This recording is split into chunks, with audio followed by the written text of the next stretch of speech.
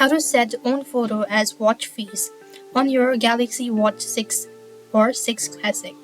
To set your own photo as a watch face, you'll need to follow the steps. Now you could utilize the photo or photo sticker watch face option with the Galaxy Wearable app or directly on your watch itself.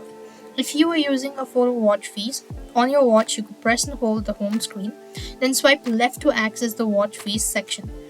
Then select the watch face labeled as photo and you will be prompted to select a photo from your gallery to take a new one. You could go and adjust the settings and customize it and confirm to save it out. And if you're using a Galaxy Wearable app, you simply want to open the application on your phone and then tap on Watch Faces. Press on it, you will need to go ahead and choose either the photos or similar watch face that allows photo integrations.